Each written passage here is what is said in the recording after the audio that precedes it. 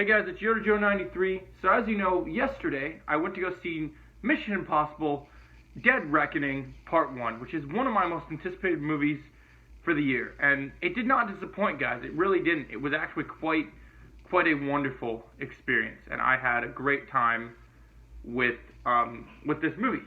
So I went to a Jake the Snake. If you guys have not subscribed to Jake the Snake, as I said in my previous Mission Impossible video, make sure you do. But we're talking about Mission Impossible Dead Reckoning Part 1, aka Mission Impossible 7. This will be only video 1 so far. I will be doing a ranking video later today for you guys where I'm going to rank all 7 of them. But for now, we're just going to do Mission Impossible. We'll give you my non-spoiler review, and then I'll give you my spoiler review on Sunday. So let's get on with the show.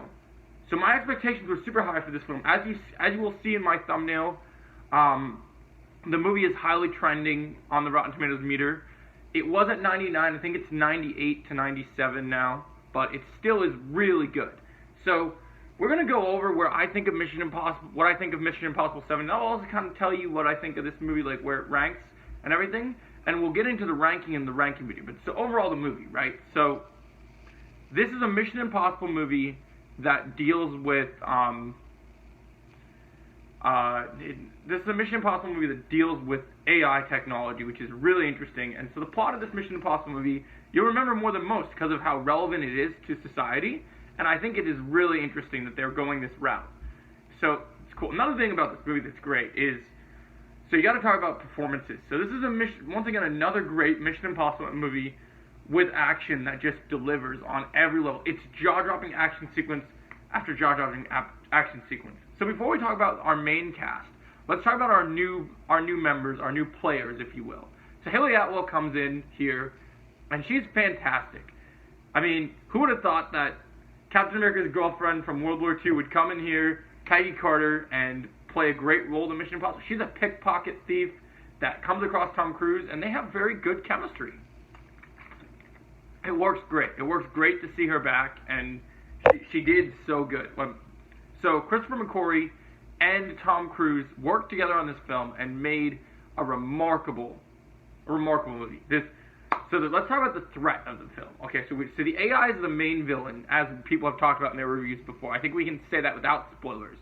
This does involve artificial intelligence, but you gotta have someone working for the artificial intelligence. And so we enter Gabriel. Gabriel is, I don't remember the actor's name very much, but you guys remember the actor who played Deathstroke on Titans? Well, he's Gabriel, a ruthless assassin who is capable of going toe-to-toe with Tom Cruise in every level. Now, this is where the movie gets exciting, because when Gabriel shows up, Gabriel is connected to Tom Cruise Gabriel is connected to Ethan in some way, which we won't share here, because it's a spoiler to the story, but it's fantastic. And I think Gabriel is by far the best Mission Impossible villain.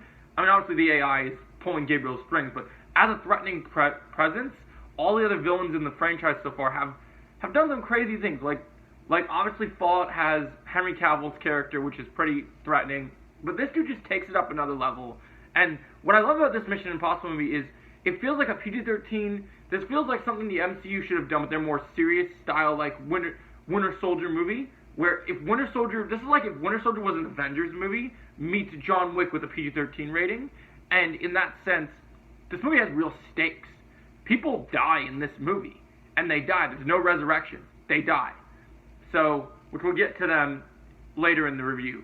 So newcomer Gabriel, fantastic character. Can't wait to see him back for part 2.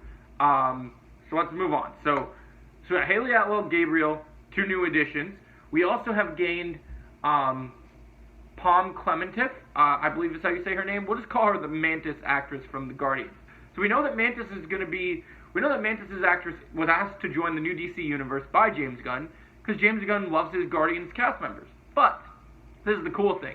We get to see something quite unique here, because you get to see Mantis's character feels like she belongs in this movie. She feels like she belongs from the John Wick world. She's got a sword, she's got guns, she's badass, guys. She has great action scenes, and she's just a cool assassin. And it's cool to see this kind of low-level assassins put into this movie. And well, Gabriel presents a challenge. There's also some other people that present a challenge, and it's awesome. So So that is awesome, and I really enjoy that part of this movie. It really lives up to the hype. It does, and that, I think, really makes this movie worth it. Like I said, you'll remember the plot about this movie more than any of the other Mission Impossible movies. So I think that is really cool. So we got to talk about the stunts and before we get to our main crew, we got to get to talk about the stunts and the action sequences.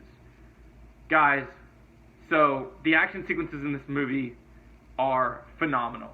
And so what I will say is there are a lot of action scenes. The pacing in this movie is pretty good. A lot of people say you fly by and you don't even notice it. There were a couple times where, unfortunately, the pacing did not work for me, but it did work at a lot of times, too. There were some slow moments, but it still moved enough to keep me interested. I was still invested in the story. I never was bored, but I was engaged and invested in the craziness. I mean, we have the train sequence that's mind-blowingly amazing. There is a alley fight scene that is remarkable and has incredible stakes, which we'll talk about in just a minute. So there's some great fight scenes in this movie, and it delivers quite well. But unfortunately, one of my negative things with this film is, unfortunately, this movie suffers from the classic PG-13 action movie problem. They try to go bigger and darker, and unfortunately, there's a lot of cuts in between some of the fight scenes, so you don't always see the full brutal glory, which, as an actual martial artist myself, is a little disappointing when the techniques are kind of cutty and choppy at times. But overall, I still think this movie is really good, and the cliffhanger is unforgettable. It is definitely, this movie, unlike Across the Spider-Verse, you will leave this movie and you'll be like, oh, I can't wait for part 2. But you're not like left on such a cliffhanger like, oh, wow. You actually know exactly where you're going for the next movie, just a little bit. Because it's not a tragic ending. It's not a shocker. It ends one story, and we begin the next one for part 2. And this movie does a great job of selling the government against Ethan Hunt. And also, Tom Cruise in this movie gives his best performance as Ethan Hunt. I love him as Ethan Hunt. It's badass seeing Tom Cruise at his age kicking ass and taking names, and it's so cool to see.